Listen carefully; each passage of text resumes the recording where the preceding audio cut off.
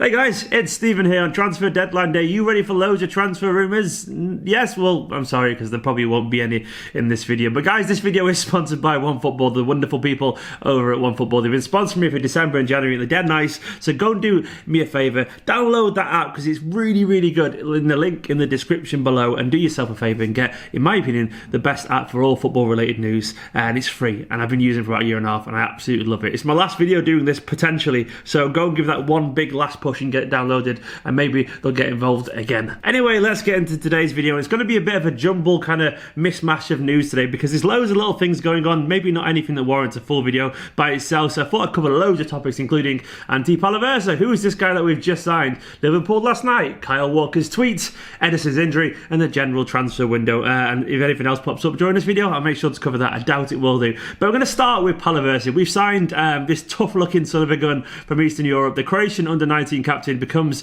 a Manchester City player finally. I've made other videos discussing him and I'll link to one where I discuss him a whole lot more in a lot more detail, but he's finally ours, and we've got him for around 7 to 8 million according to some reports. Hajduk Split announced it that he'd be joining Manchester City potentially in 18 months time. We've signed him and we've loaned him back for another 18 months, but we can recall him a year from now in January 2020, which I quite like that option. I guess I like it essentially because it basically means if he does develop really quickly and gets a lot better very quickly, we can call him back and either send him to a higher challenge somewhere else or just get him involved in the first team squad, full stop. Now, if you don't know much about him, he's a really exciting player. I watched a couple of videos that explain his whole style in great detail, and you can find him on YouTube as well, but he seems to be the complete midfielder. He seems really intelligent with the ball. He has that brilliant ability to kind of do these like no-look reverse pass kind of things. He can break the lines exceptionally well, almost a Busquets kind of kind of play with his passing. I'm not saying he's at that level yet, of course, but he definitely has that ability, and he also seems to be able to kind of hit diagonals really good. He seems to be able to read the game very well.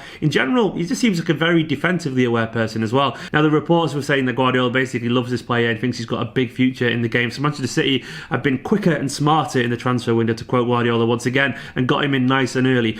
Basically, it's a very low-risk signing, a very intelligent young defensive midfielder who can seemingly do a bit of everything, that can develop a Hajduk Split a little bit longer. He's only played like 20 professional games in his career, so he's in no rush to leave there. And obviously, he isn't ready for Manchester City yet, but in a year from now, he could be. Who knows? Or we could sell him on and make a profit. But I reckon we've got an eye on him properly. You know, we're actually considering using him. We just have to play the waiting game on this one. It's frustrating watching these players come in and we don't see him for absolutely ages, but that's football for you. And I do believe City have high hopes for him. And fingers crossed we get to kind of keep an eye on him during the next year or so and see how he develops. He could be ready essentially by the time Fernandinho disappears. If you think of next season being Fernandinho's maybe last at the highest level in terms of a genuine starter, we'll obviously have another player in the summer as well who will rotate with Fernandinho. Then Palaversa could come in and be the understudy to that potential Fernandinho replacement 18 months from now, so it makes a lot of sense on that front. And also moving on to Liverpool.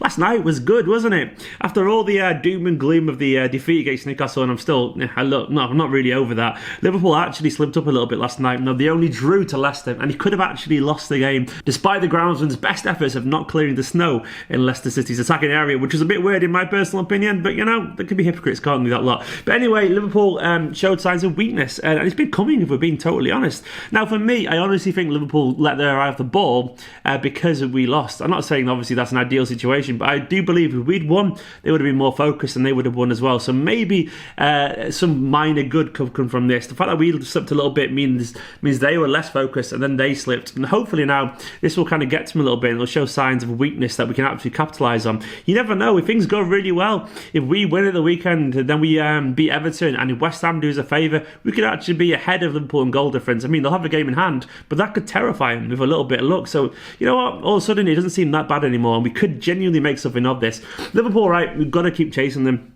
We have to. They're an emotional club. They're very much built on energy and euphoria, emotion more than most clubs, because they haven't been there for a very long time and they've got a reputation of slipping up when it actually matters, and that's just a fact. They actually literally do. And so if we keep putting that pressure on them, they might generally bottle it. We've already seen Klopp making loads of excuses about the weather, the snow and the pitches and the grass and God knows what else. What's to say it might not happen again? You never know. All we've got to do is keep being there, because it isn't over yet. There's also some kind of relatively childish noise on the internet today on Twitter with Kyle Walker's tweet. This is the tweet here.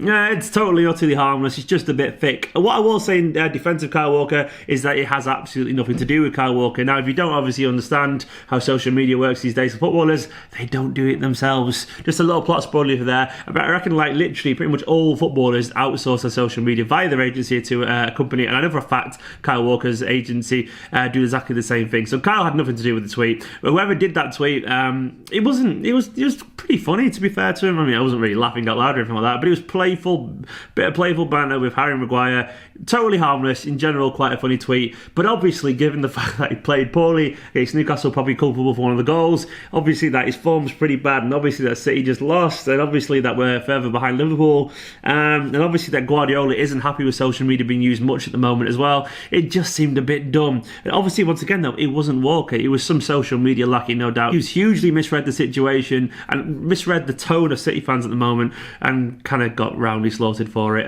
It's a bit of an overreaction as always. It's just a bit of a dumb thing to do, but it's definitely worth just moving on from, because it's not even anything to do with Kyle Walker. It's just a social media outlet done that. So silly, but that's footballers for you, and that's football in general, really. Moving on to that, some slightly worrying news, if I'm being honest. Apparently Ederson picked up a knock against Newcastle and is now a little bit of a doubt for full fitness for the Arsenal game, which is terrifying stuff, because Ederson is obviously absolutely fundamental to how Manchester City play. Ederson, I'm hoping, will recover from this. I'm sure he will. The fact that they're already saying that he's going to play on anyway probably kind of indicates that it's not that bad an injury, that there are some doubts. But Ederson's a tough son of a gun. You only got to remember last year when he came back from being kicked in the face from Mane and was playing the next game to understand what Ederson's about. If there's any chance of him playing, he will play there. And his game's so laconic and relaxed anyway that he'll probably be okay. Now, if worse does come to worse and we have to put Muric in goal, I actually do trust Muric quite a lot, and I'm sure he wouldn't let us down. Muric is a fantastic young keeper, and he'd be brilliant as a first choice with probably Ederson as a backup if he's available to be on the bench at very least, and I'm sure Ederson will be back much soon after that.